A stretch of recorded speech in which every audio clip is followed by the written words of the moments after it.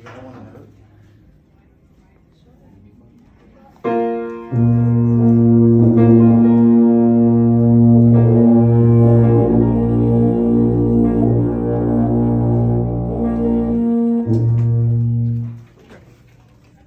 Give me 1 second, guys. I'm still closing up the last group.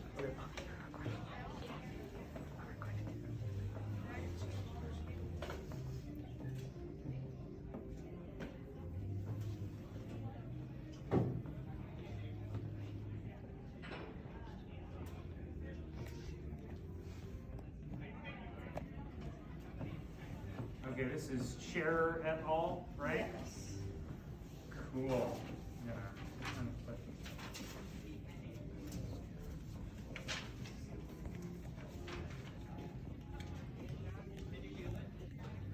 All right, I'm ready. Okay, my name is Alyssa Shear. Playing euphonium with me is Nora Bisher. And then on tuba, we have Grace Wright and Oliver Whitaker. We are playing Power by John Stevens.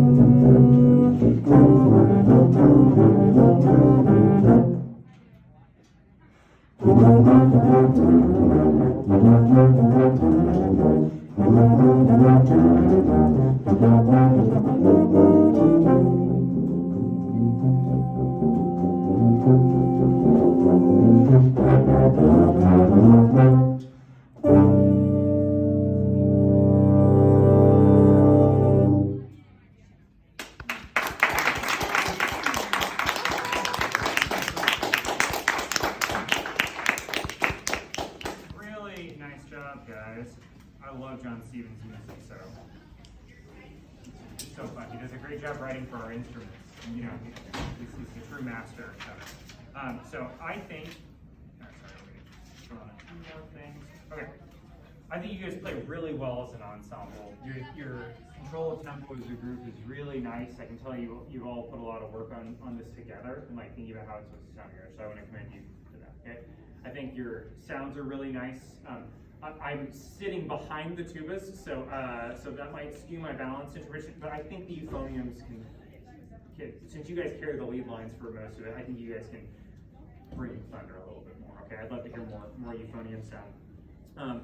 I love the way you guys are interpreting aerodynamics. From an articulation standpoint, I would love to hear more variety. I think it's there, and I think your fundamental articulation is very nice. Like an unmarked note sounds wonderful. So now, how much different does an accent sound from an accent tenuto, from an accent staccato? Because Professor Stevens gives us a lot of different variety, and so just spending those small moments when you're rehearsing together, like in measure 70, going like, or not 70, measure 67, how does the staccato sound different than the accents that follow it with them all being the same dynamic? Are the accents louder or are they just longer? I don't know. Like you have to make that decision as a group in terms of how you're going to interpret it. You know, is this more concert bandy? Is this more funk and rocky? I think you know the answer to that. So that's gonna influence how you approach a staccato, right? It's gonna influence everything. I'm gonna get nitpicky with the euphoniums on a technique thing. I'm not gonna put this on the sheet, but I'm gonna tell you about it. Make sure that you bring the instrument over to your right leg, not on your left leg, because when you bring it over to the left leg, you have to turn your body to get the lead pipe in the right spot, and that's going to compromise your breath and compromise your sound. So the bell should not angle up; it should always angle over here. Okay, so the sound's going out this way, and you can, if you bring it over, pardon me, you're having it on your right leg. You need it on your left leg. Yeah, you need it on your left leg. Okay, right? Because you guys are putting it on your right leg. Yeah. Sorry, it slipped for me. Okay, you need to have it angle over to that side, and the bell should go off that way. Okay, that's how it's meant to be played. And you might find that you're then able to hold it better with your left arm. You're able to accept the weight more, and you don't have to rest it on your leg, so you can really let that arm kind of cradle it a little bit more. That'll take a little bit of weight off of your right hand and off of your leg. Okay, so make sure you're sitting nice and tall for that. Cool. Tubas, you guys sound great together. You guys are really lined up in your articulations. I think you can generally be a little bit lighter on some of the staccato stuff in the bass line to make room for the other stuff. Okay, because this is a different type of music than we get to play in full band. When we get to play in full band, it's just more.